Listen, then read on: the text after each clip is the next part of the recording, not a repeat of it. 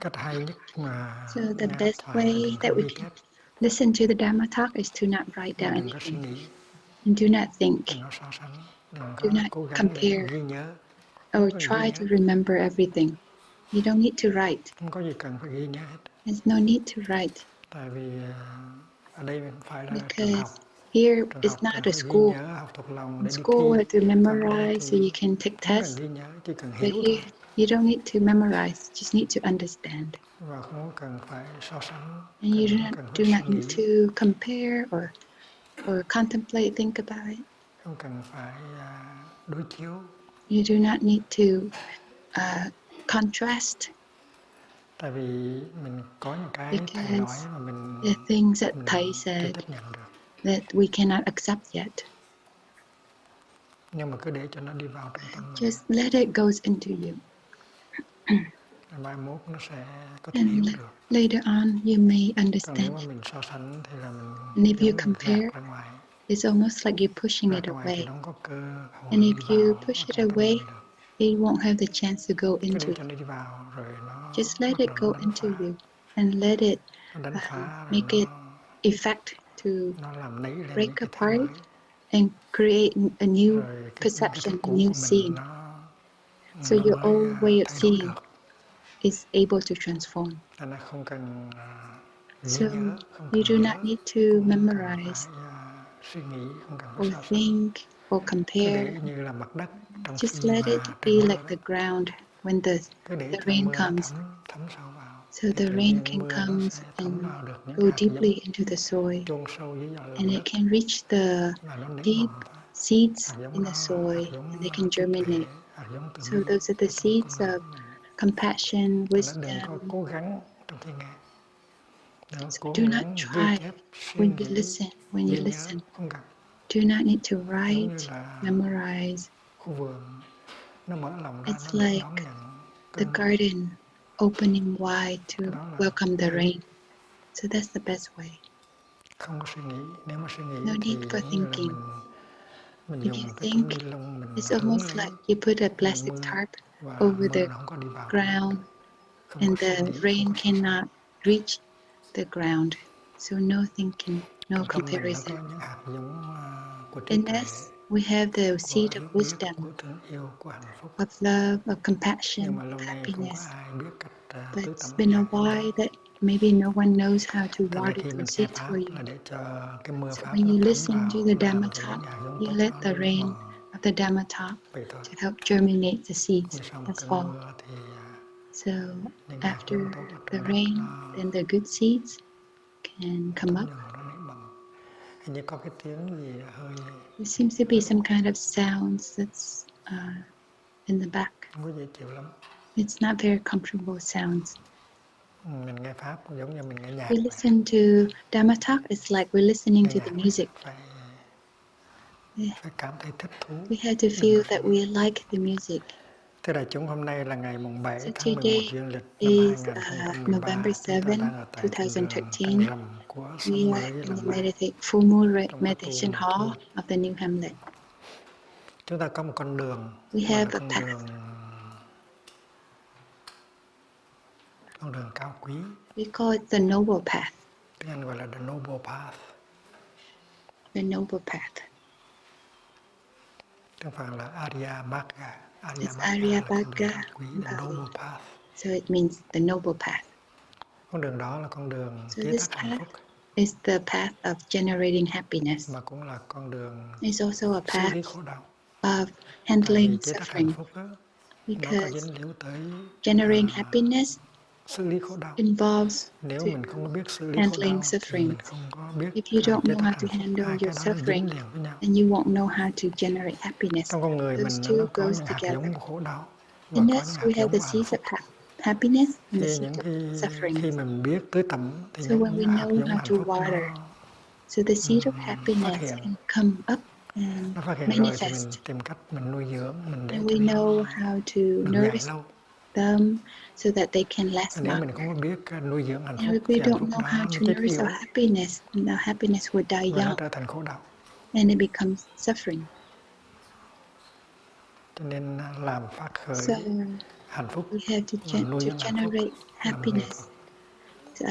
And nourishing happiness is an art. Còn khi mà khổ đau phát hiện So when thì mình suffering phải biết appears, cách xử lý khổ đau. we have to know how to Mà handle nếu mình biết xử suffering. lý khổ đau thì mình khổ đau And if ít you lắm. know how to Khổ do đau that, ít hơn những then người you khác. will have Tại much vì người less khác suffering than other họ không people, có biết cách xử lý khổ đau. because other people don't know how to Mình handle xử the lý khổ suffering. đau, biết cách xử lý khổ đau thì If you mình know khổ how đau rất là ít. to Và handle mình còn suffering, you have có very thể little suffering.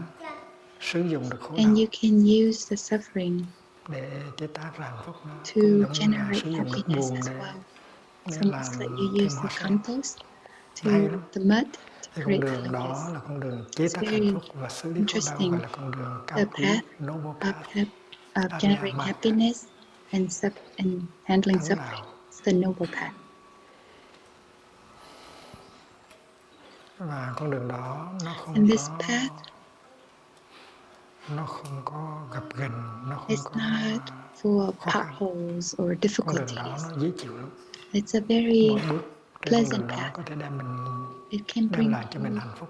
a lot of happiness. Mỗi bước trên con đường đó có thể Each steps on that path làm cho mình can dịu bớt khổ đau, you chuyển hóa được khổ đau. settle down a Có lot cái suffering, tiếng gì calm them down, hơi khó chịu and ở trong transform loa. the suffering. There's some sounds Cái con in đường the này speakers. là con đường rất là So this path, quý vị nghe tiếng không có hay lắm. there's some kind of noise in the Không có nói speaker. gì hết mà nó không, I'm not speaking, but nói thì nó creating lớn some hơn nữa. louder noise. Thì xử lý khổ đau Maybe can you handle the để suffering cho hạnh for phúc me lớn. so we can have greater Pháp môn happiness? ở tại làng Mai là một The pháp môn teaching rất in là dễ Plum chịu. Village is a very pleasant practice.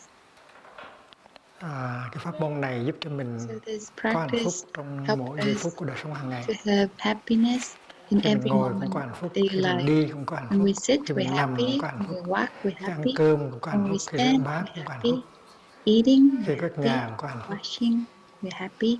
Cái này mình phải tập mới được. Sweeping the floor, we're happy. This we have to train. Thì pháp áo đâu rồi? Where is Brother Bab Giúp out? làm sao cho đừng có cái Can you help? So we đừng có don't have cái tiếng đó. that noise. Tại sao không có dùng cái cũ mà dùng cái Come, mới we này? don't use the old sets. Why do we Đem cái use cũ a new tới one? cho rồi. Can you bring the Có old mấy ones? vị ở Việt Nam mới qua lên trên There are này a thuyết few trình gì vậy cho monastics rồi. that just come back. It just come from Vietnam. Why don't you come Năm up? vị phải không? Is it 5? Pháp check đâu rồi. Where's that check?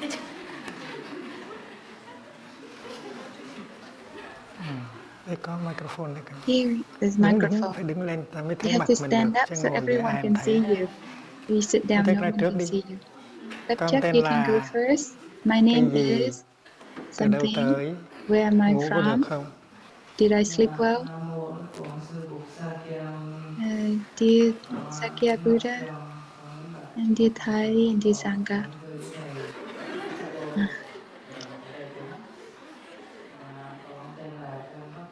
My name is Tachak. I'm from the Corn family. I came from Plum Village, Thailand. I came here and I can sleep well. It's good.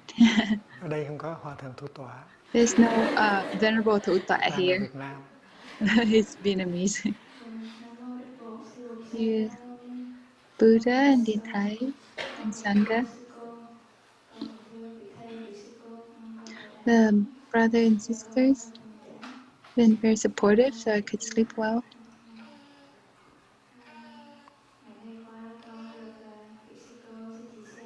The sisters took care of me in the past few days very well. Xóm nào? Which hamlet are you from? Yes. Dear Thầy, dear Sakyamuni Buddha, and the Sangha.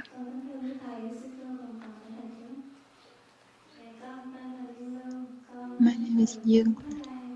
Lieu, I come from Thailand. I'm from the Low Hamlet. The sisters also took care of me very well. Đầu lạnh, mai So mốt that's rồi all. biết. It's not cold yet. You will know how cold it is later.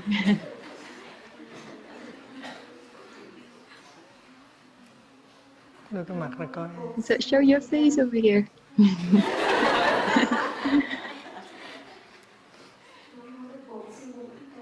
Dear Buddha, and dear Thai, and dear Sangha.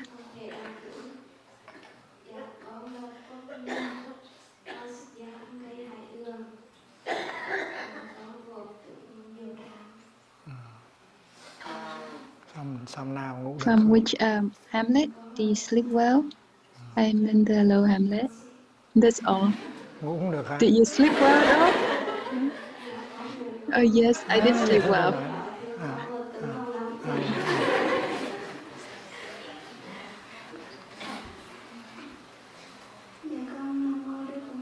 Dear Buddha, dear Thầy, dear Sangha.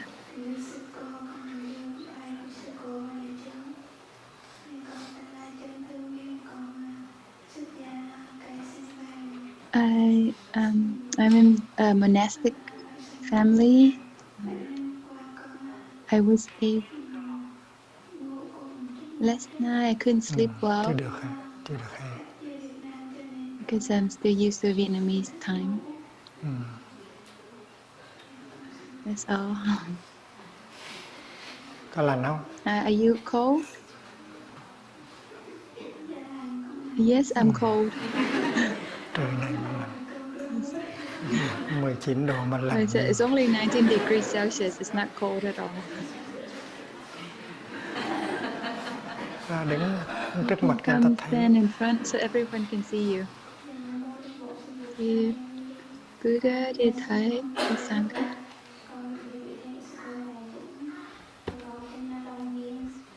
My name is Jammin.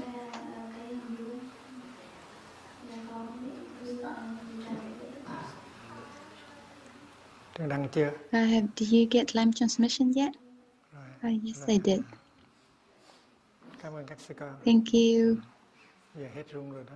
So now you probably những won't cái be điều mà too mình cold. nghe đây á là không có gì So mới what hết. we're Nó listening nằm trong here truyền is thống. nothing new. It's all in Ví our dụ khi mình traditions. thức dậy một cái When we wake up, thì mình đọc câu kệ là we read the gatha. thức dậy miệng mỉm cười.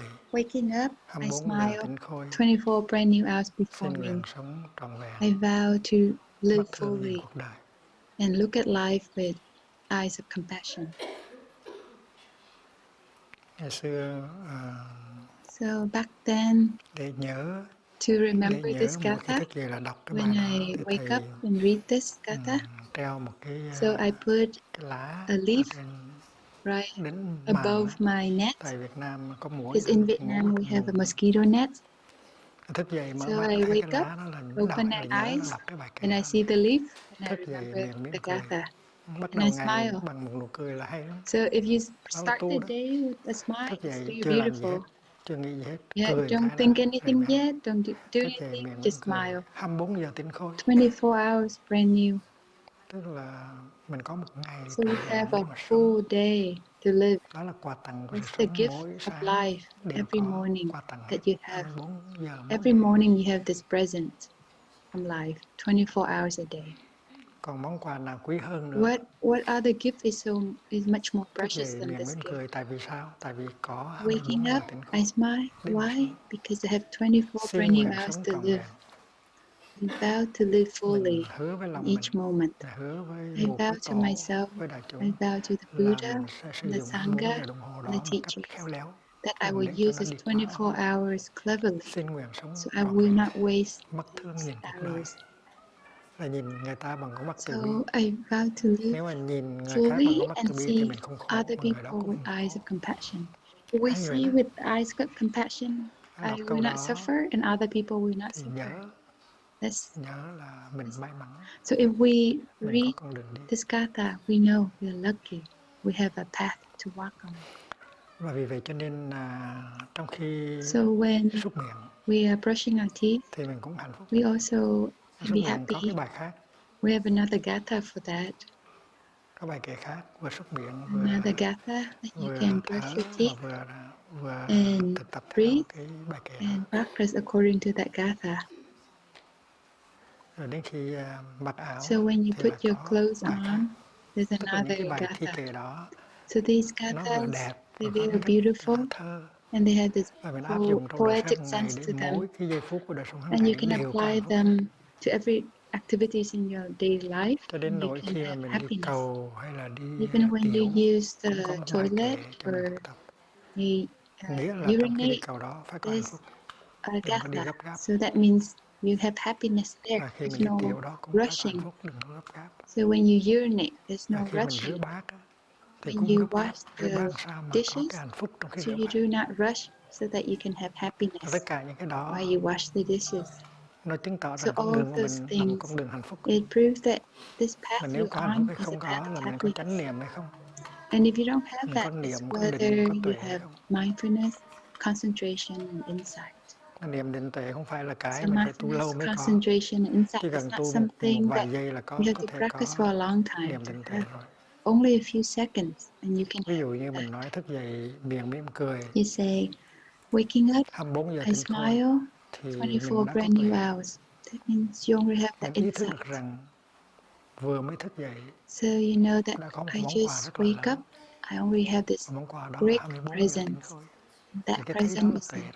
24 Còn có brand những new người họ thức hours. dậy họ That's a đâu có wisdom. thấy đó là một cái Some people tặng wake up, phẩm they quý don't giá của think đất it's trời. a gift Cho from nên the họ không sky có and the quý. earth, so they don't treasure that. Sở dĩ mình quý được cái 24 giờ The đồng reason hồ why tỉnh khôi we của mình là treasure tại mình that có chánh niệm is và because mình có tuệ. we have this insight, this Tuệ là thấy wisdom, được, and we're thấy able được to sự see sống là that. mầu nhiệm.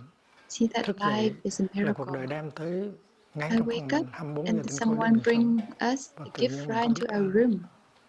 This Cho precious niệm định gift, tuệ nó có so we liền have trong this cái hơi thở đầu happiness. khi mình So thở. if you have this insight Thức in the dậy very miệng mỉm first cười 24 breath, giờ tỉnh khôi. you can smile. Và xin nguyện sống trọn vẹn.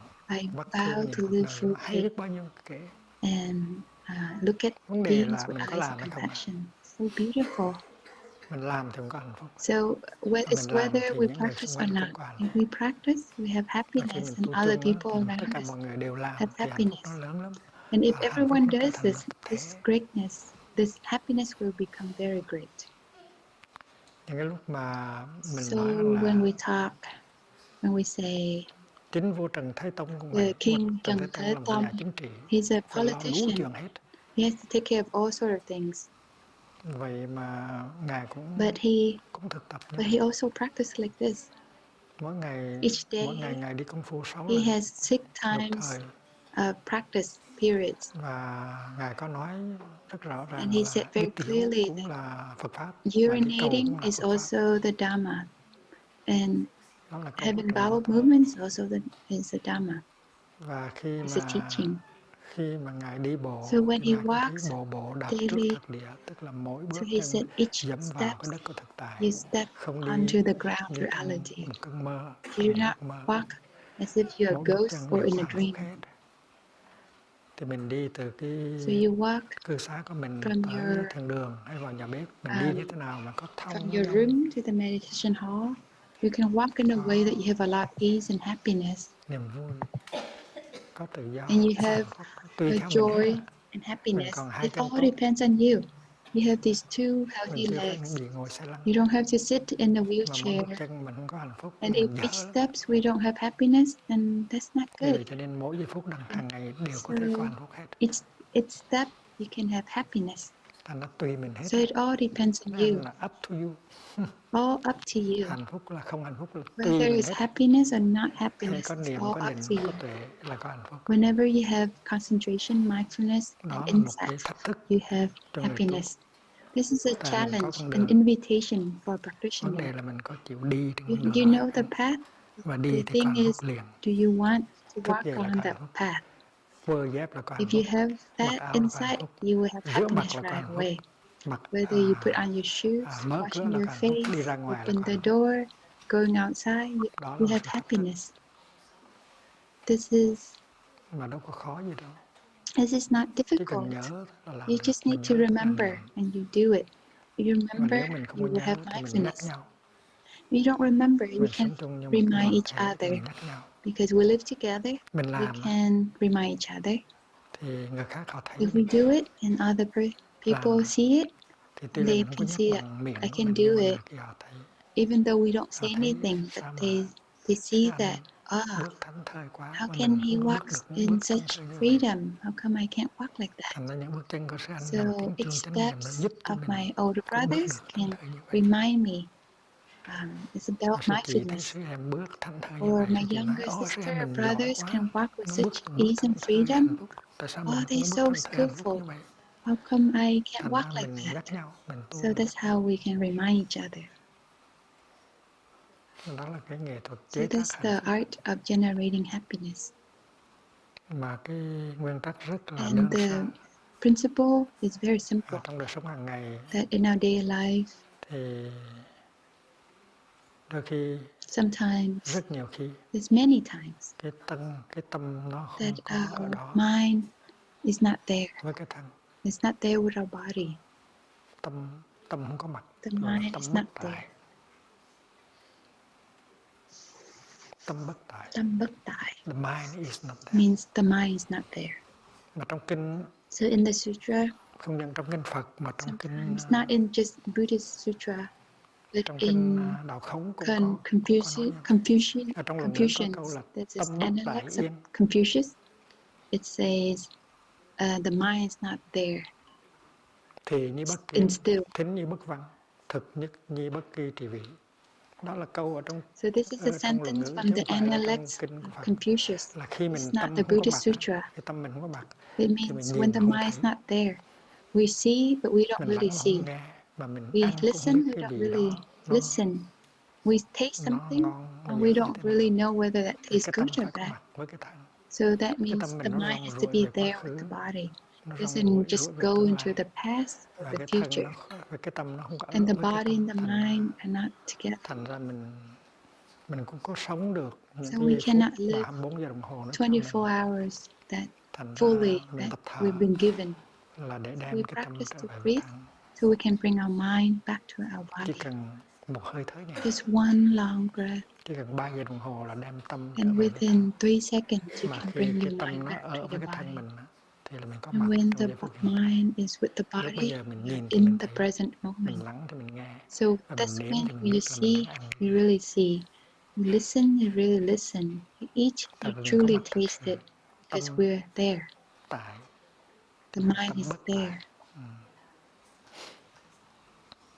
Cái đó là nguyên tắc. So that's the principle. Điều này đâu có khó gì, It's not đâu có difficult. gì khó hiểu đâu. It's Rất not là dễ. difficult to understand. Very simple. Tu có nghĩa là luôn luôn đem To cái practice tâm means trở to về với cái always thân to để có bring mặt trong giây phút the hiện mind tại, back to the sống cho sâu body, sắc từng giây to phút. live Nếu không fully mình each là đứa con moment of phá the của. present moment. If not, it's a waste.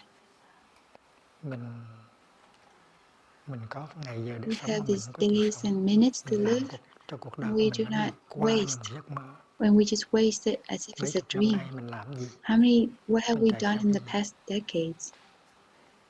Mình có khả năng sống Do sâu we have sắc the những cái giây ability phút to mà live được sự sống hiến tặng cho fully, mình hay không? deeply in each moment? Are we able to do that?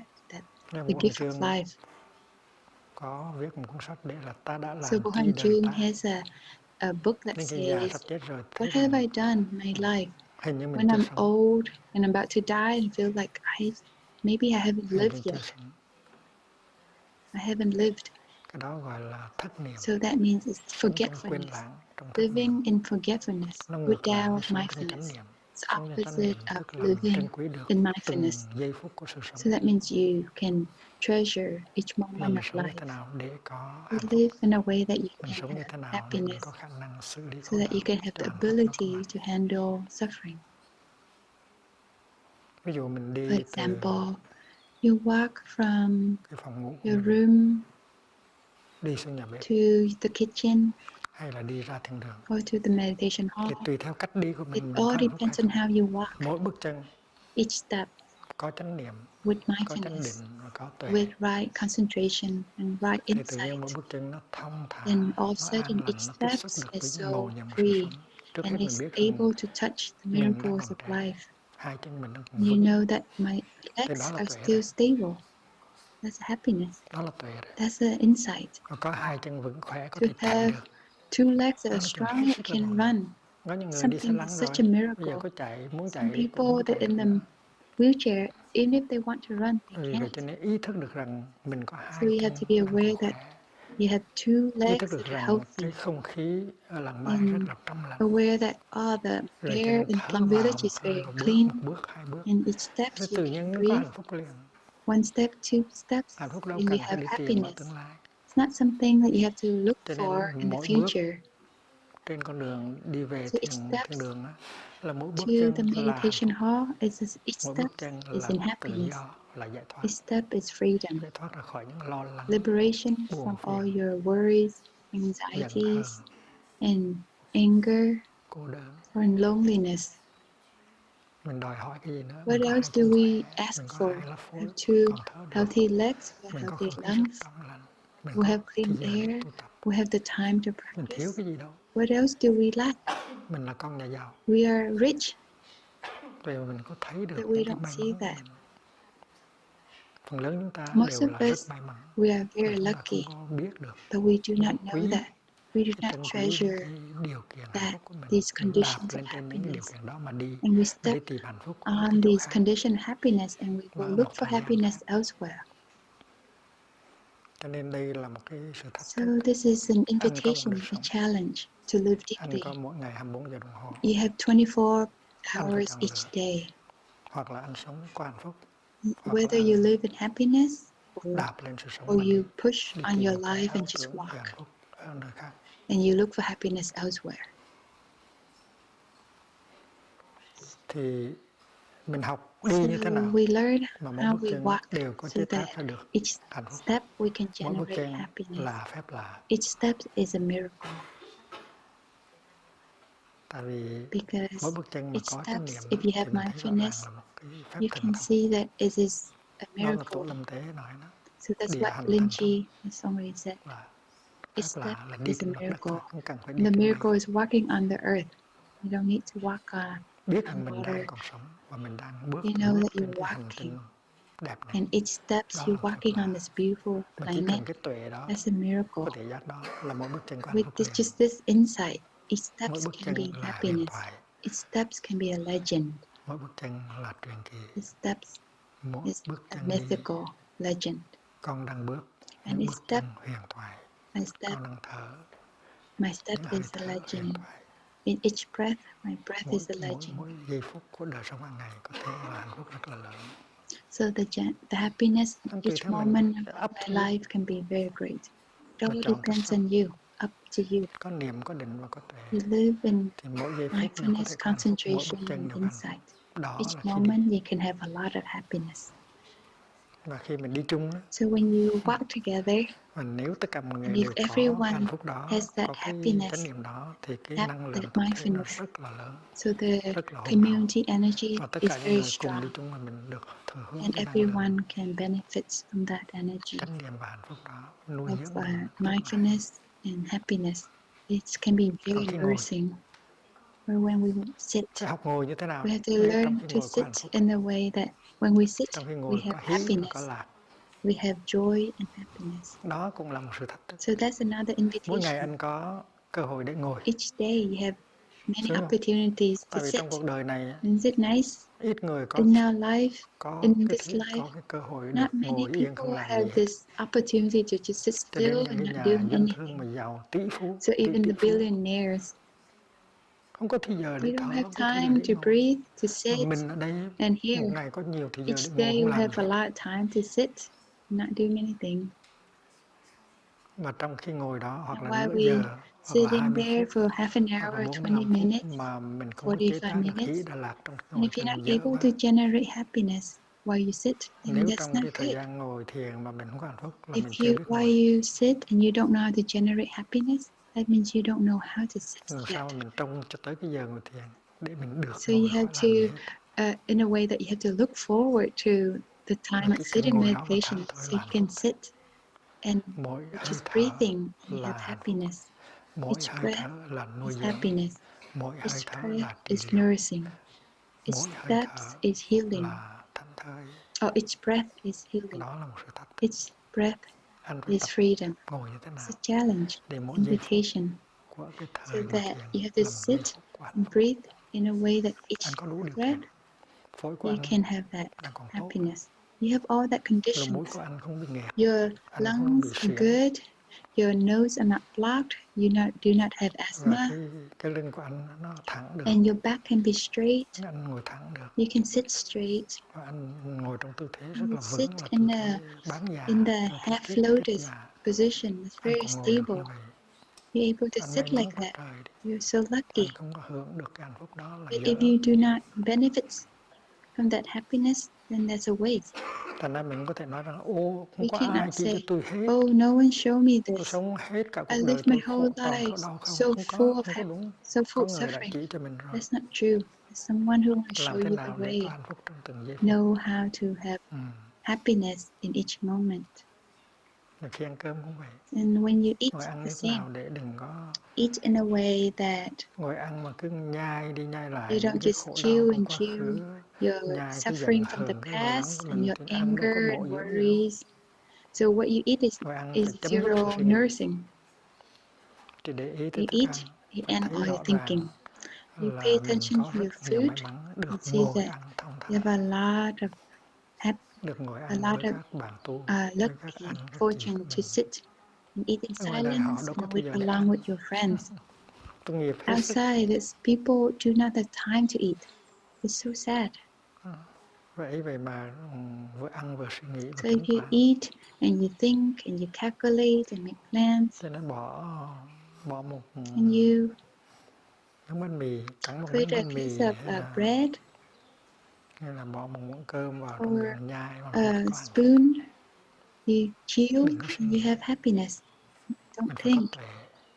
You have to Mình have phải this thấy rằng insight có thì to giờ để see ăn that thong I thả, have the time to có eat thì giờ and để ngồi breathe chung với các bạn tu, and the time to các sit anh, các chị down with của mình, my các brother em and của mình. sister and Ăn my là có hạnh phúc. friends Thì so cái đó nó nuôi I dưỡng cơ can have thể và nó happiness. nuôi dưỡng thân tâm. And that is nourishing for the mind Một and cái the miếng bánh mì body. A mà nếu piece of nhai cho nó bread, kỹ if you chew 30 it lần really thì nó rất là ngon. for a long while, 30 times, it can taste really Miếng cơm good. cũng vậy, nhai cho kỹ. So we chew it very carefully. Thì hôm nào quý vị thử đi, So một miếng try bánh it mì mà hơi khô sometimes. khô, A không piece cần of phải trét bread bơ can hay là be a bit trét mứt, dry. You do not chỉ một jam miếng or bánh mì không butter. thôi, Just lớn a bằng từng này simple đi. piece of bread about Rồi this quý vị big. nhai đi, And just chew it. nhai thong thả và nhai Chew in tới lần thứ freedom 30, and with quý vị sẽ ease. thấy nó rất là Chew ngon. it for 30 Và times, nếu you mà can nhai tới taste it lần thứ very 50 good. nó càng ngon If nữa. you chew it to 50 times, it tastes Ngọt, even better. It's very sweet. càng nhai lâu nó càng ngon. The longer you Và khi chew, nuốt the vào better it tastes. thì nó đã tiêu hóa 50%. And when you absorb Nó it, tiêu it's hóa already bằng cái lớp 50% miếng của mình digested. rất là hay. So it's very, Là ăn cái gì mà very mình cho là không ngon, interesting. nó cũng trở thành ngon. You eat Và nhất something là that ăn you cái might gì think ngon it's not thì mình tasting phải so good, but it will ngậm trong taste miệng good mà nghe, after that đừng có long. ăn hấp tấp. When you eat, do not rush. Miếng này chưa xong rồi cho miếng khác. If this bite is not finished, do not put the next Phải one nhai in. tối Just thiểu là chew 30 lần, at least 30 times. 50 lần là rất tốt. 50 times is really good. Cái giờ ăn cơm là một cái giờ So dễ the hạnh phúc. time to Mà eat nếu is mình a ăn very easy gấp gáp time thì to nó have rất là uổng. happiness. So if you do it Ở đời, in rushing, trong cái it's nền such a văn minh hiện waste. đại, người ta đâu có thời giờ để In ngồi the ăn modern times, people don't have ăn hấp time to tấp sit cho xong down and để eat. lo công việc. They eat and rush so that they can go take care of Thì their trong buổi work. nói chuyện với các nhà doanh thương, When I talk to các a nhà giàu thì businessman nói, or the đừng có rich nói people, thì giờ là tiền bạc. I said, do not Nói như vậy say quê that time is thì money. giờ chỉ là tiền bạc That thôi is so hả? backward. Thì giờ là sự sống. Time is just not it's not Đừng có money thời giờ để only. mình Time sống is cho phải để life. làm tiền. Trong cái tiệm này rồi So if you have this one là muốn store, có thêm đồng you vào want ra nữa, some thấm extra thêm cái tiền thứ income, hai, you hết want thì giờ another store, không có thời so giờ you để lose sống all of your time. rất là No dài. time to live. its fullest.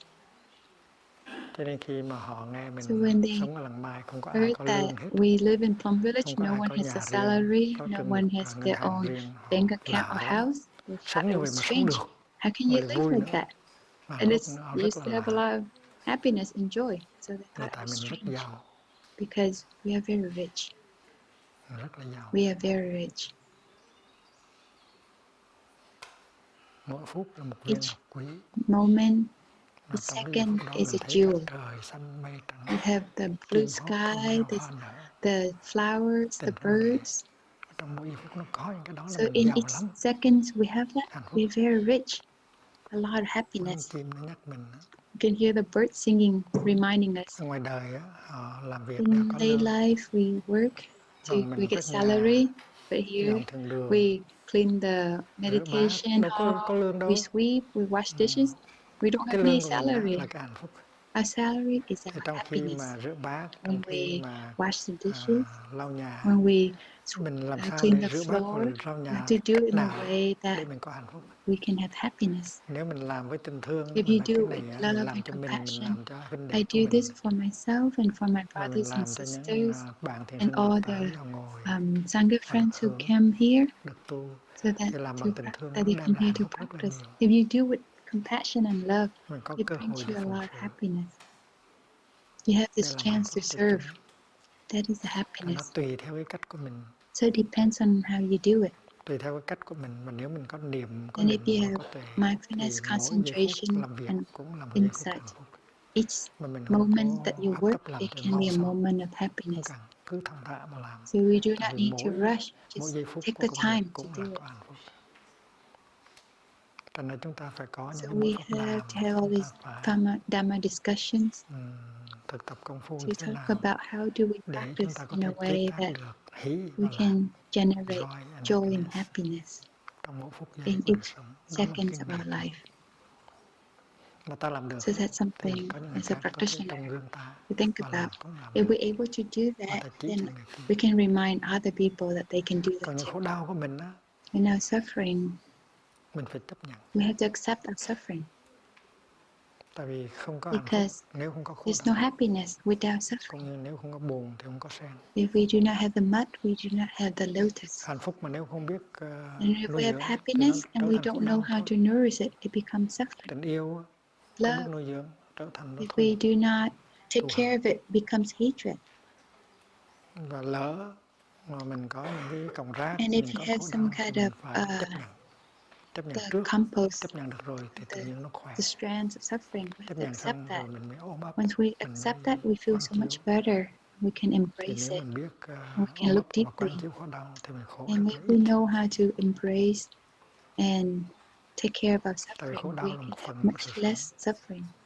Because suffering is a part of Mà life. biết xử lý khổ đau And if you know how thì to mình khổ handle rất là your ít. suffering, you will Còn have nếu a mà lot mình less bực suffering. bội, mình phản đối, If mình you're tuyệt vọng thì mình resist càng khổ. and you get hopeless, you can have a lot more suffering. Ví dụ như mình đứt tay, For example, you have a paper cut, mình đang xắt gọt và mình or đứt tay. when you chopping Mà nếu veggie mình and giận, you accidentally cut mình your buồn, mình trách hand. móc thì mình khổ hơn And nữa. if you get Và mình mến sad cười or với cái đứt tay của angry, mình, you can bây giờ suffer mình a phải lot đi chăm more. sóc cái And vết thương if của you mình. smile to it, you say, this is Nếu mình part of rửa cho life. nó đừng It's nhiễm độc, easier. mình băng lại You thì wash sao hết. it, you clean it, and you put bandage on, Thì and đứt it's no tay không làm problem. mình khổ.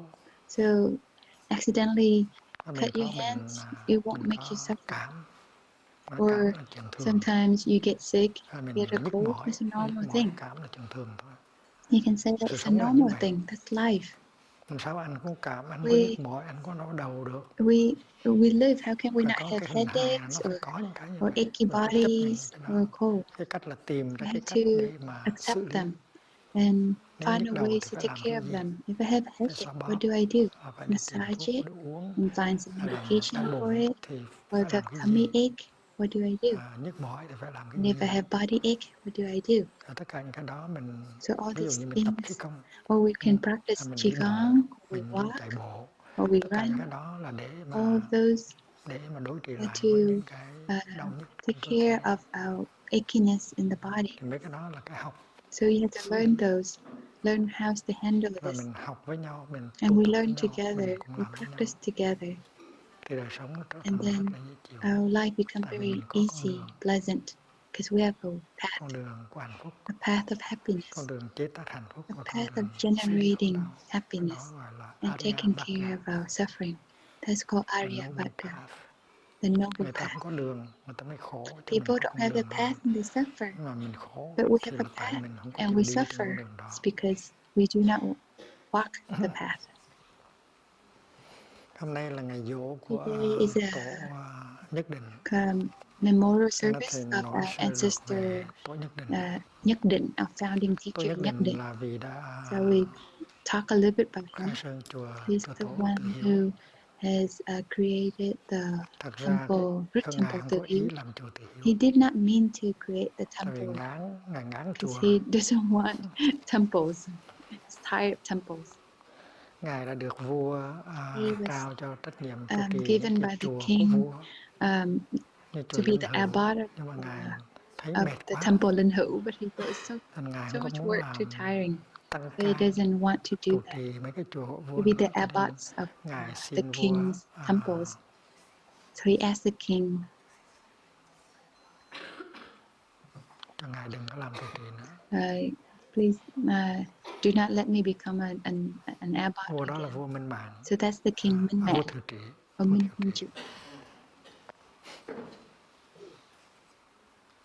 Và xin riết thì một And hồi he vua cũng asked the chịu, thành ra king vua for cho a phép while, and then the king Ngài finally hết làm trụ trì. accepted, and he was so Thì Ngài happy. mới đi lên So cái he núi went Dương to Xuân, this Ngài làm một túp lều. Dương Xuân Hill, Và and he Ngài ở created với a hai vị little trí hamlet, and he stayed with his two disciples. và ba thầy trò And the cốt three gác of trồng rau them, và không they không có tiếp farm, nhận cúng work the dường. land, Các quan tới and they do not accept cúng gifts. dường Ngài nói bảo đem về hết. The court Tới thăm official came and thì want to give được nhưng donation. mà They told them to không go cúng dường. home. So no donation.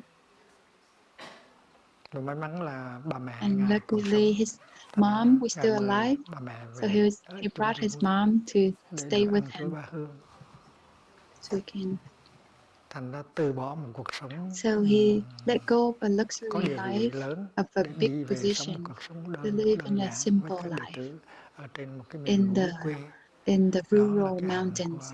tổ sư That's the Nhất merit, Định. the blessing of our teacher Pháp Nhất danh Định. của Ngài là Tánh Thiên. His name Pháp is danh của Ngài Tánh là Tánh Thiên, Thiên.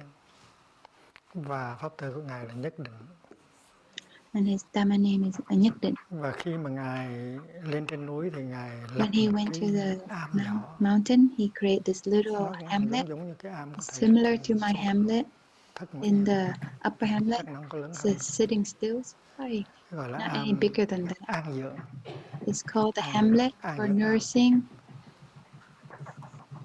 and Tức là tôi nourishing and muốn có peace. chỗ để tôi ở yên. So he Để wanted tôi a nuôi place dưỡng to live in peace, so he can cái thân nourish tâm của tôi. his mind and body. Dưỡng tức là nourishment. Dưỡng An means tức là nourishment, peace and and nourishment. An means peace. Và trong triều có nhiều ông quan, So nhất in là the court, thái giám there are có tới many thăm Ngài. officials. They come and visit Rồi cứ him, xúi Ngài and they cho keep phép asking để him họ tới họ to làm let cái chùa. them create a temple here. Ngài nói no, Thầy, tôi and muốn chùa. the Tôi muốn teacher ở said, no, am. no, no, I do not want a temple. I just want a little hamlet. Và trong những cái năm Ngài ở am And the Ngài years that he lives at vì the khỏi phải hamlet, he was very thù happy tiếp because he những cái bậc does not need quan to quyền, những cái take care vua and chúa greet rất all là the mệt. court officials and the kings. Và It's very trước am tiring. an dưỡng đó thì Ngài So có viết hai câu đối in front of the hamlet, he created these trong đem two cuốn Sư luận, thành ra sentences. I không did có not trích bring hai câu this đó nữa. history book, so I don't have that Hai câu đó phrase here. nó như thế So này. those two are like this. There's two phrases like this. Tôi đeo cái tràng hạt. I wear the string of bead. Cái hình hài của tôi có đeo cái tràng hạt. My body wear the string of bead. Và tôi vui And I'm happy với cái năm tháng with còn lại của tôi. what's left of my life. I enjoy the days and the and the months that are left for me to live. Thân đới Quán Châu nhàn Thanh tuyến. đới Quán Châu nhàn tuyến. Tức là Tuyến. cái cổ tôi đeo một tràng hạt. That means và thích thú in my với những neck, ngày tháng I wear a còn string lại of của tôi. beads. And I Nhàn, sống feel một very cách rất là happy with the nhàn, rest of my life. an nhàn. So an nhàn means you live Qua in năm qua peace tháng là nhàn thế with nguyệt. no busyness throughout Thủ trì the tịch life. tường nhạo vân sơn. Còn tay của tôi thì cầm Trụ cái trì việc. vân sơn. That means my Và hands, tôi I đi chơi hold a stick với núi and và I với walk biển. and Đó là hai câu đối hike Ngài đề along nghị the mountains and the trước cái am forest. của Ngài. So that's the Chứng tỏ là phrases that Ngài are chỉ in muốn front of thích his làm cái đó hamlet. thôi. That means he Ngài chỉ really muốn thích đi enjoyed chơi doing với these mây với núi. activities. He wanted to Và Ngài go hang out and sống sâu with sắc the những clouds cái and the mountains. tháng năm còn And he lại. wanted to live deeply the rest Để of cho his Ngài sống. life. Ngài không có muốn làm He trụ does trì. not want to be an abbot of a temple. Và Ngài không muốn có cái địa He vị does not want a như position là Ngài đã làm. like he did before. Và cái vị thầy So this của Ngài his teacher was, đã cho Ngài xuất gia he let him become a monastic và thọ giới. and take the Đã novice cho Ngài precepts. đắc pháp truyền đăng. That allow him to have Tức là Islamic transmission. thiền sư Phổ Tình. His teacher is Trụ trì Phổ Tịnh. chùa It's Thiền the Thọ. abbot of Tức Thich là chùa Nhat Mẫu Quốc bây Temple. giờ. It means it's the Bảo Quốc Cái hồi Temple đó right now. thiền sư So Phổ back Tình then, the teacher Phổ Tịnh, đang ở chùa he was Thiền Tôn. staying at Thiện Tôn Temple. Và thiền sư Nhất Định của mình And our teacher Nhất Định, tới đó he came và được there xuất gia. and he asked to be a monastic Xuất gia năm 19 when tuổi. he was 19. Năm 19 tuổi. When he was 19. Và 6 năm sau thì And được 6 years thọ giới later, lớn he was able to get the với full thiền sư ordination Mật Hoàng. with Mật Hoàng. the Thiền sư Mật teacher Hoàng Mạc làm hòa Hoàng. thượng trần giới. Và năm 30 tuổi So thì when được he was truyền đăng. 30, he got the lamp transmission.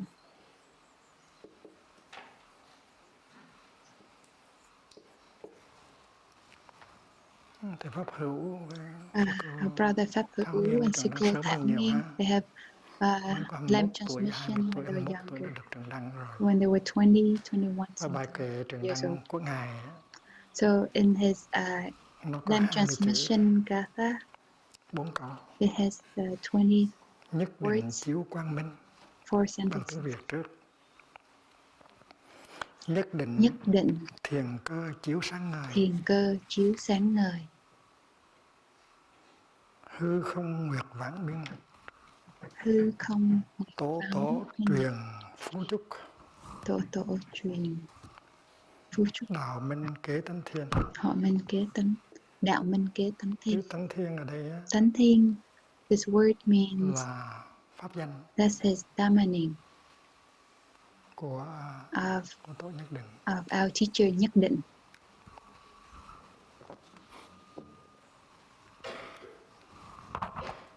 Chữ Nhất Định So Nhất Định, pháp hiệu. that's his lineage name. Tổ chữ tánh. Chúng ta biết rằng là We know that là vị bổn sư mà truyền đăng cho tổ the teacher who gave the lamp tên là to him, Phổ Tịnh. his name was Phổ Tịnh.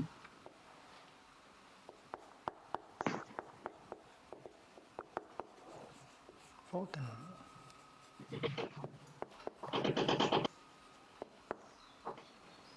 Pháp danh là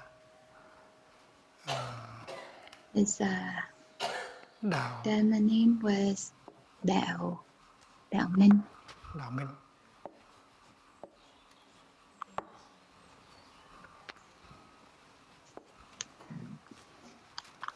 Thì quý vị đều ở trong pháp phái lâm tế thì quý vị biết là cái bài kệ trường pháp á, the Zen school. là nó bắt đầu bằng câu We know that the poem thực tế đại đạo. it goes with begins like this. Thực tế đại đạo. Tánh hải thanh trừng. Tánh hải thanh truyền.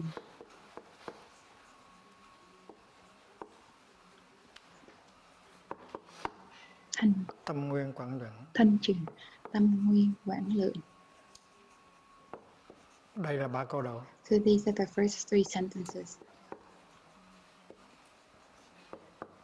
Thì theo truyền thống là according to our tradition, chữ thật á, the word thật là chữ đầu, thế hệ đầu của the cái pháp first phái Lieu Quan. generation of the Lieu Tại Quan ngài Lieu Quán tên lineage. là Thật Diệu. Lieu Quán, his name was Thật Diệu. Tất cả chúng ta đều thuộc All về of pháp phái us, Lieu Quán we hết. are Mà in pháp phái the Lieu Quán là Lieu do Quán thiền sư Thật lineage Diệu. and by the teacher Thật Diệu. Lieu Quán. Thật Diệu, Lieu Quán, that's his name.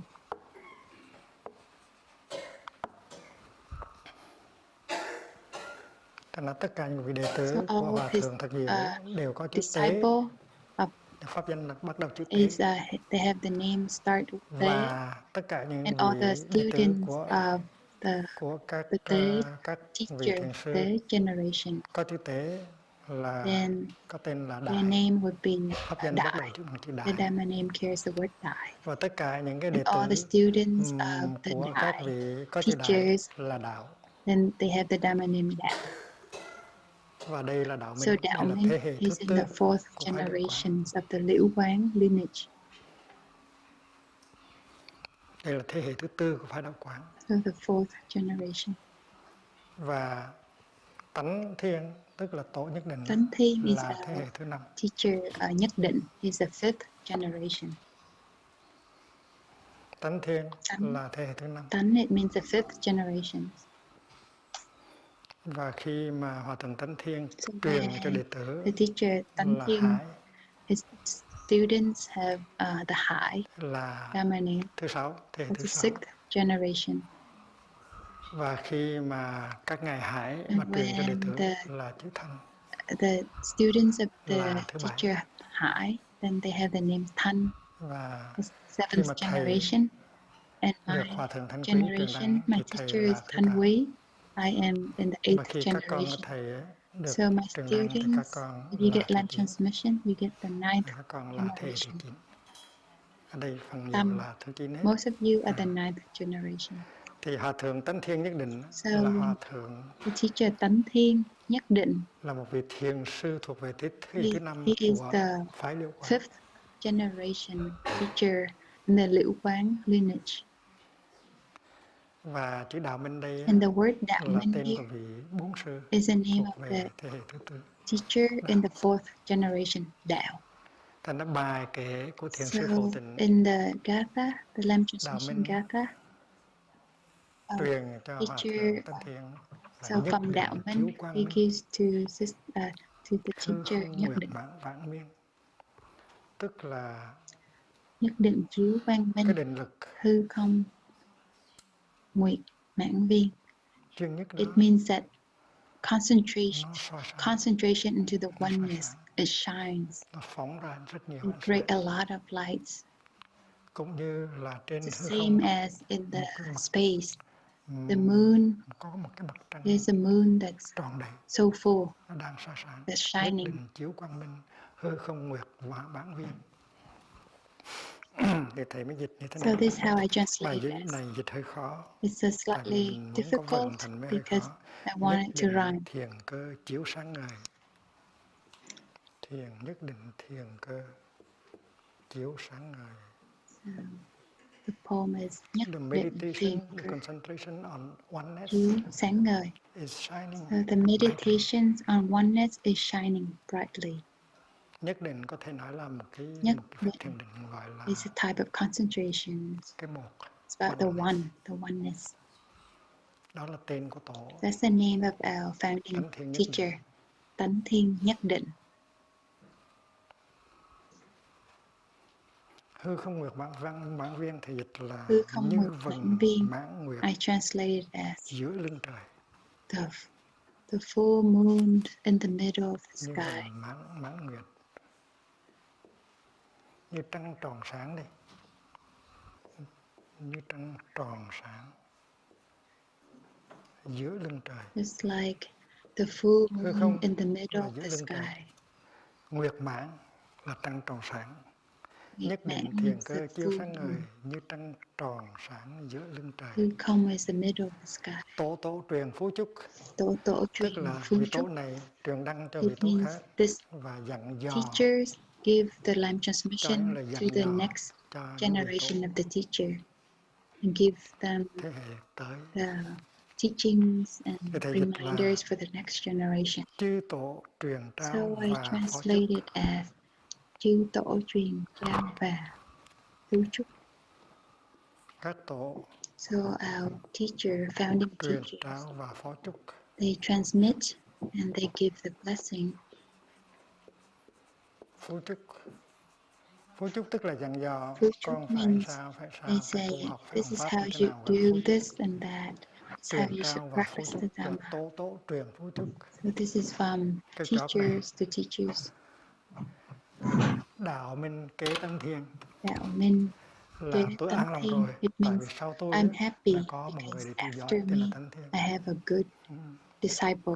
Đó là That cái is hạnh phúc tân của thiên. vị thầy thấy mình có That's the đệ tử happiness có of thể a tiếp nối được teacher mình. knowing that I have students that Thầy mới can dịch là continue me. So this is how I translate this as Tánh Thiên tiếp nối đạo minh rồi. Tánh Thiên it means tánh thiên is tiếp nối đạo continuing minh rồi. đạo minh. Khỏe ru. You're so good. Thành trong câu này vừa có tên của thầy in this và vừa sentence it có has tên the của đệ tử. name of the teacher and the disciple at the same time. Mình dịch 5 chữ cũng được, nhưng We mà can nó translate kẹt in cái phần 5 words the phrase. thành là phải dịch 7 It's chữ. not Nhất định difficult, so thiền we cơ chiếu translate sáng ngời 7 words. như trăng tròn sáng giữa lưng trời, các tổ truyền trao và phú chúc. Tánh Thiên nối tiếp đạo mình rồi. Mình đã I có have thiền a sư nhất định tiếp nối mình rồi, continuation. Feel so happy. thì là mình khỏe lắm. Thiền sư Vô Tình á, trước là ở chùa Thiền Tông và trên núi Thiên Thai. So teacher Và thầy is in the Tánh Thiên của Thiên mình, thầy nhất Thai định của mình mountain. tới xuất gia năm So 19 our tuổi. teacher Tăng Sau Thiên đó came được when he thọ was giới 19, and later on he got the thọ transmission giới lớn ở chùa Quốc Ân at the Quốc Ân với là Temple Hòa Thượng with the Mạc Hoàng. teacher Mạc Hoàng. Và đến năm So 30 when he tuổi was 30, thì thiền sư Vô the Tình teacher đạo minh truyền Phổ Tịnh, cái bài kệ Đạo này cho Minh thầy gave him this Nhất Lam Định. transmission gatha to Và Nhất thầy Định. Nhất Định là vị đầu And Nhất tiên Định is our first được tổ teacher, truyền lại. the first one that was given the Lam transmission. Năm sau, năm thầy When Ngài Nhất Định 31 he was tuổi, 31, Hòa Thượng Vô Tình the mở một teacher cái Phổ Tịnh đàn truyền giới create rất a là great lớn ở tại chùa. ordination ceremony Và Ngài đã truyền at cho mười mấy vị khác nữa. Nhưng mà đây là vị đầu tiên. Phú Quốc Temple, and he gave the Lam transmission to a Thầy Vô lot Tình more ngày xưa là students, ở chùa but Thiền Tông. Tánh Thiên was the first one. Nhưng Back mà there, he would stay at sau Thiền đó Tông khi Temple. vua Gia Long lên ngôi So when the King Gia Long thì bà mẹ của vua become Gia king, Long, so his vua Gia mom, Long lên ngôi năm Gia Long King, he becomes king in 1802. Phải 1802. không? Is that right? Ai là người giỏi Who lịch is sử? good in history? Vua Gia Long lên ngôi năm King Gia Long. He 1802. becomes king in 1902, Và bà mẹ and của his Gia Long mom rất là hâm is mộ a big thiền fan sư of the teacher Phổ Tịnh. Phổ Tịnh. Cho nên mới So thỉnh cầu, they invite nói với Long thỉnh and cầu request thiền sư Phổ the Tịnh tới teacher Phổ trụ Tịnh trì chùa to Thiên become Thọ, the abbot of Thiên Thọ tức Temple. là chùa Quốc. So it becomes the Bao Quốc Temple now. Và chính mẹ của vua Gia Long And mời it's the mother of the mời king, thầy Gia Phổ Long, Tịnh về asking, trụ trì chùa inviting và mở Phổ một đạo Tịnh tràng rất là lớn. to become the teacher, the abbot. Và chính And they create a big practice centers. và chính thiền sư Nhất Định của And mình our teacher đã Nhất tới Định, đó để tiếp nhận he truyền came đạo. there to get the Lam transmission. Ngài Nhất Định sinh năm Our teacher Nhất Định was born in 1784.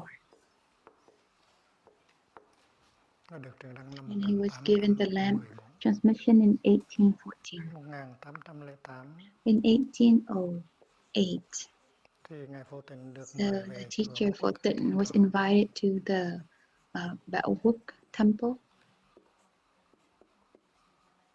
chùa Thiên Thọ for cái chùa Bắc the Quốc. Thinh Thọ Temple. Và đó là So that's 1808. 1808. Vua Gia Long lên ngôi And the king 1802. became king in 1802. Và năm So in 1808 1808, thì mẹ của vua Gia and Long his mother mời thiền invited sư the Phổ Tịnh về chùa Bắc teacher Quốc để Phổ tu. Tịnh to become the abbot of Thinh Thọ Năm Temple. 1814 In thì thầy Trương Đăng 1814, then he cho gave the cử lamp Nhất transmission Định. to Và năm teacher Nhất Định. 1815 thì ngài In mở đại lễ đàn rước lại 1815, chùa Bắc Quốc. Phổ Tịnh created a great ordination Và ceremony.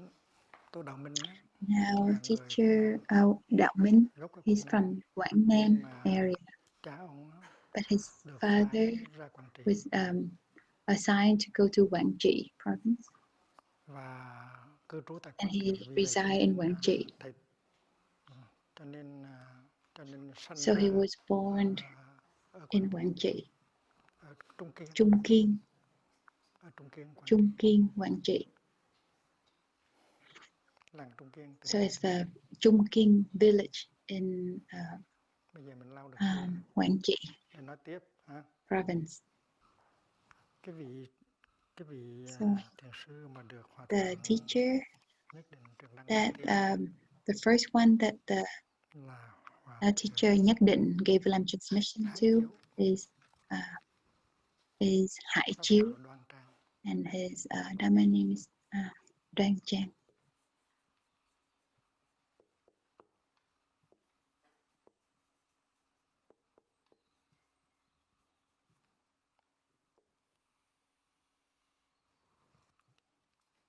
Hòa thượng Nhất Định Truyền Đăng A teacher Nhất Định chục vị rồi. gave lamp transmission to 50 Nhưng mà cái vị people, đầu tiên but the first mà one được ngài Truyền Đăng that he gave lamp transmission to was thiền sư Hải Chiếu Đoan. Thầy Hải Chiếu Đoan Trang.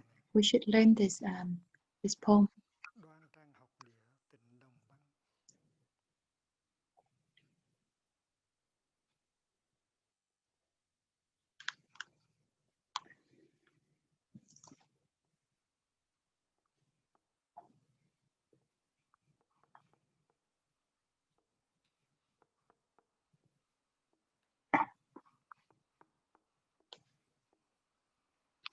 Băng này có nghĩa là băng tuyết. So this word bang, it means snow. Tịnh means purity. Học địa tức là Học cái sự địa, tập. this means the Học practice. nghĩa là sự tập. Học means the practice. Và trước hết là sự tập giới The luật. practice of the Đây Vinaya, là the sự thực tập precepts giới luật của thiền sư Đoan of Trang. Rất là trong sáng, the và giống như practice là băng tuyết. of the Vinaya of Đoan Trang is very pure and clean like the snow, Liễu thượng no thẳng. stain.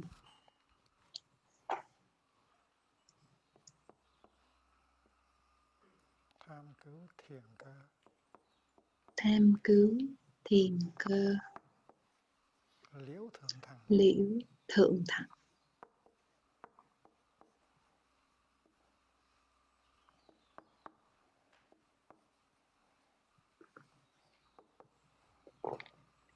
Thì học địa này á, This word, là sự thực học tập. địa, it means the practice, the training.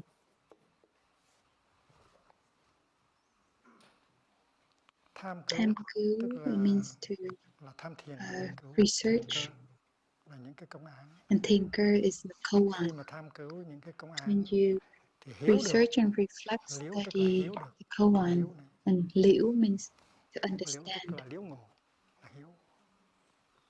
Liễu ngộ, or Thượng understanding. thẳng. Cái thẳng này Thượng thẳng. tức là chữ thừa đó. Thẳng, Thượng thừa. it means thừa. Thượng thừa tức là giáo lý cao Thừa nhất. means it's the highest teaching. Mahayana. Chữ thừa như là Thừa, tiểu thừa đại as thừa. in tiểu thừa, đại thừa, là the còn great cao hơn, vehicle cao and hơn. small vehicle. Chữ So thừa thừa có khi means the đọc là highest. thăng, đại thẳng. Sometimes it can Đại be thừa có khi là đại called thẳng. as đại Trong thừa này or đọc đại thẳng. So this is tham cứu Mahayana, thiền cơ liễu thượng great thẳng. vehicle. Tức là khi mà nghiên cứu về công án thì So thấy when được rất là cao, you're rất là sâu. researching Thượng thẳng tức là about thượng thừa the đó. koans and understand with the highest understanding. Liễu tức là liễu giải là hiểu So được. liễu means to understand. Kiên cố tín tâm vô dị biệt.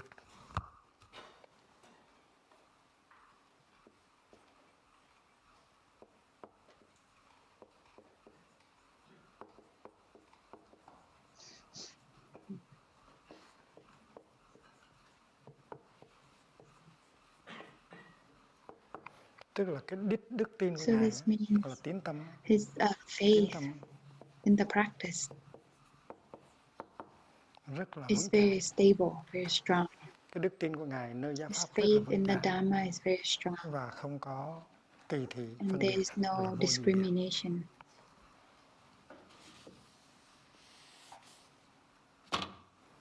Nhất đăng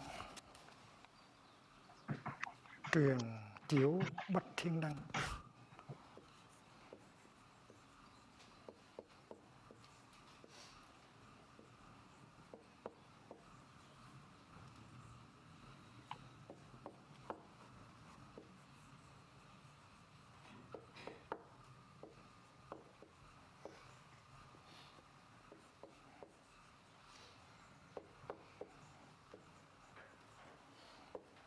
Nhất đăng là một Nhất ngọn đèn. đăng, it means one lamp. Một ngọn đèn mà One thắp lamp cho that is light up, 100.000 that ngọn can đèn bách light thiên. up thousands of other lamps.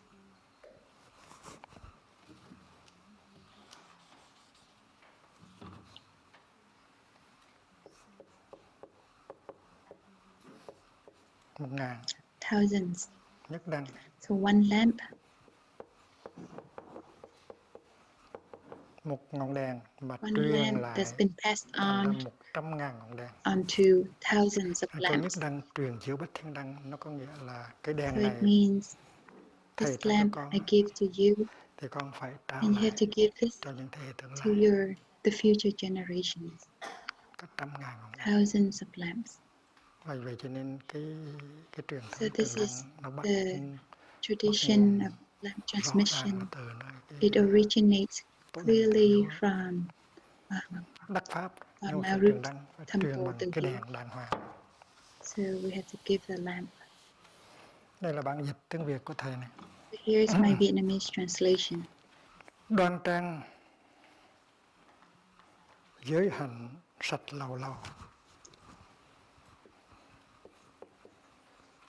Đoan trang giới hạnh sạch Giới lầu lầu. luận sạch lầu lầu. Sạch lầu lầu hay sạch lý Sạch lâu cũng ly được. lâu or sạch lầu lầu.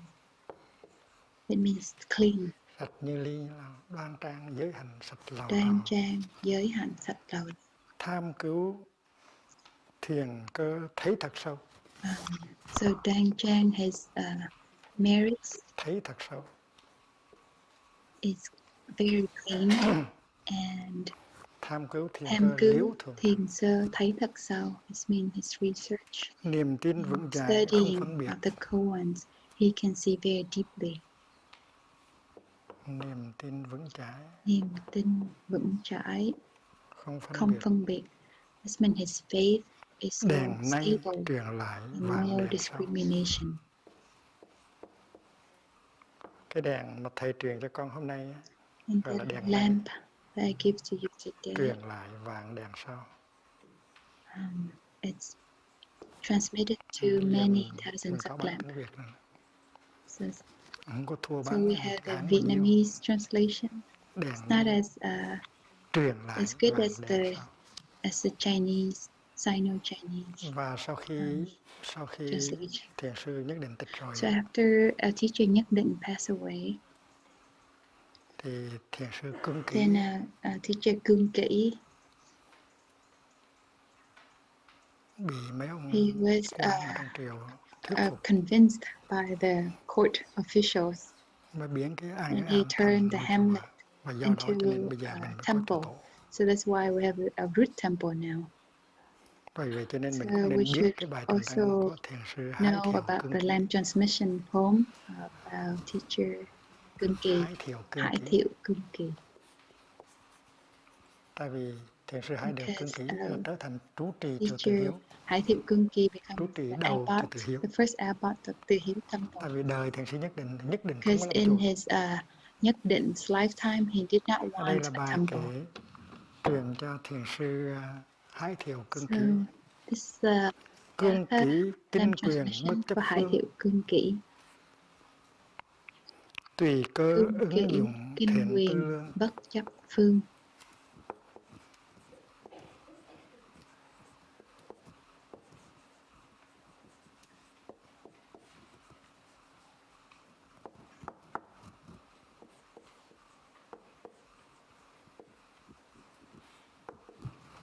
tùy cơ, Mình ứng dụng thiện. pháp danh là cương kỷ, So mình that is phải named biết cương kỷ.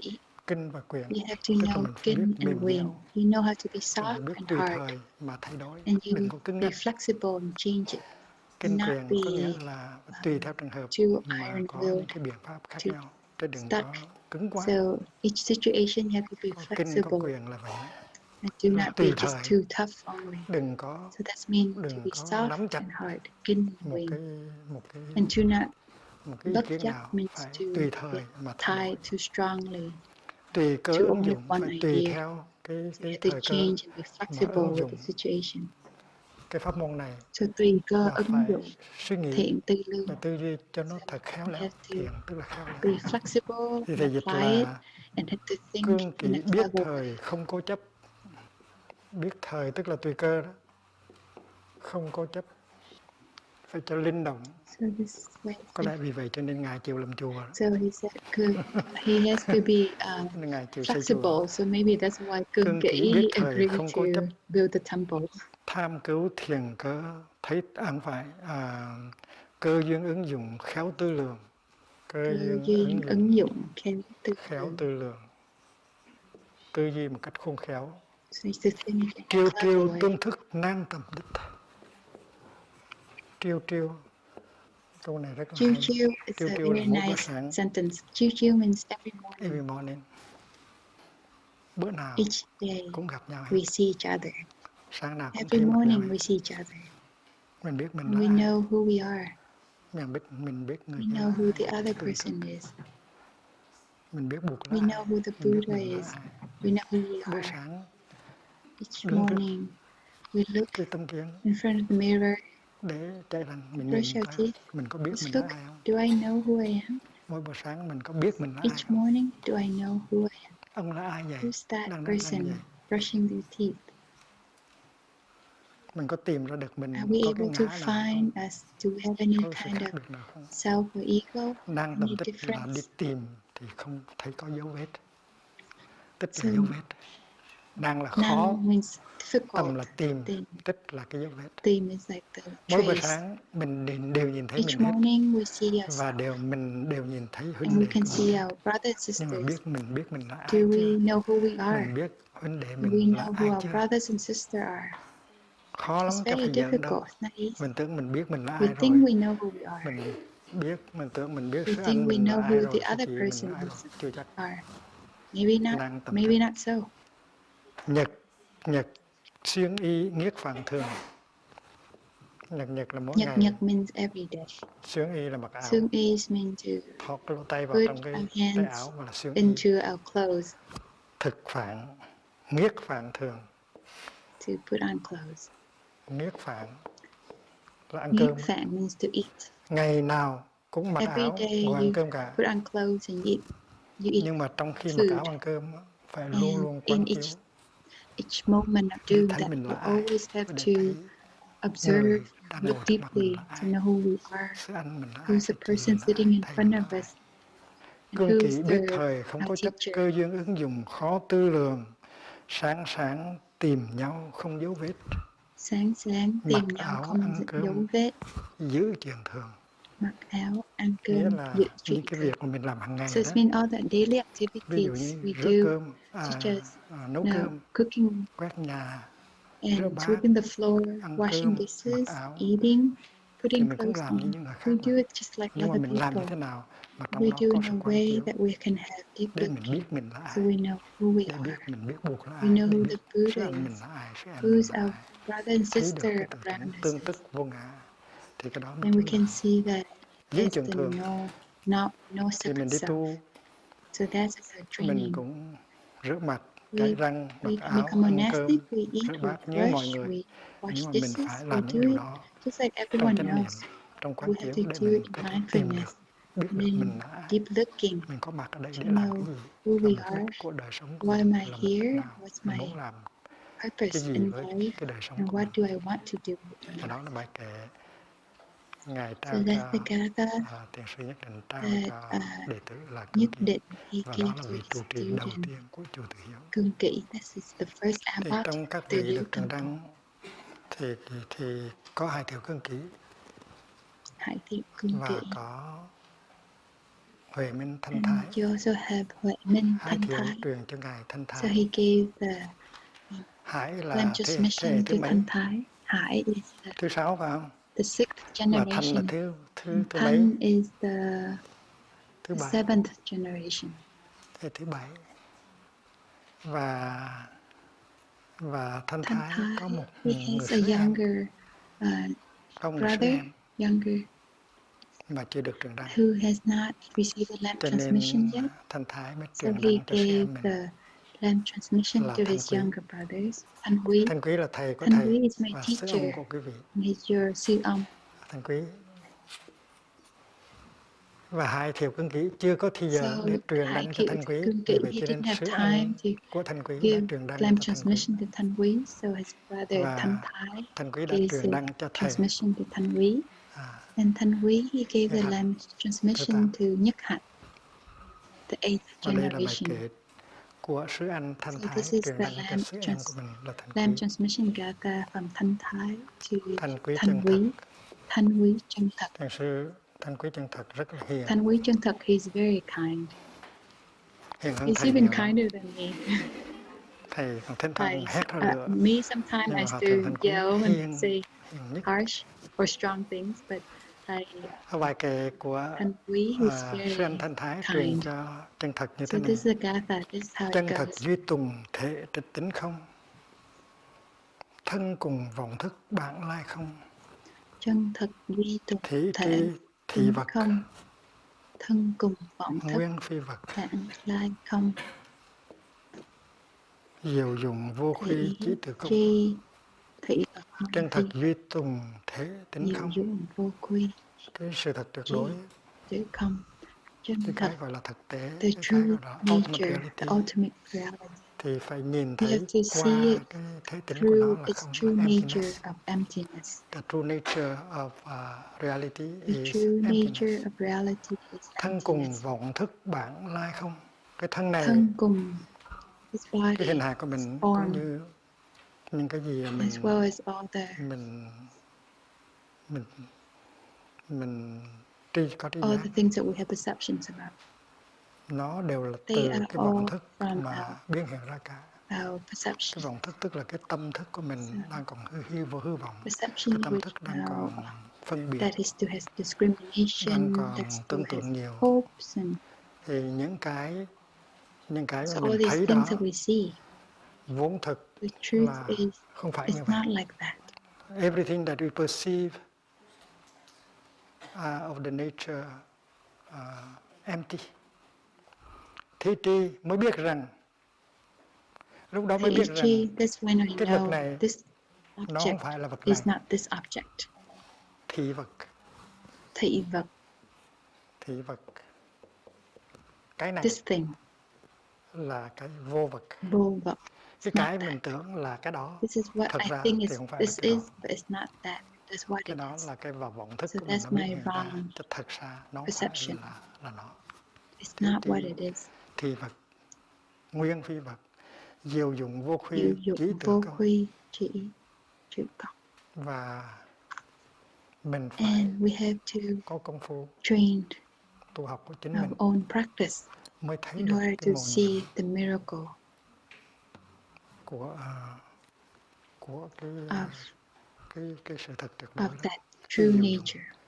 Cái sự ứng dụng The vô application, lượng của the cái đó. limitless application of that true Thì nature. thầy dịch như thế này: chân lý nằm trong thể tính không. This is how I translate Nghĩa it là as sự thật chân lý nằm trong thể là tính mình phải không. nhìn qua So the truth, we have to see it through cái định gọi là the emptiness. lens of emptiness. Trước sau vọng thức vẫn là không. Trước sau vọng thức vẫn là không. Vọng thức vẫn là không. Nghĩa It là means những cái gì mà mình nhận all the thức things đó that we bằng perceive, cái vọng thức của mình đều không phải như vậy. It's Đều not là that. không có It's thật. not true.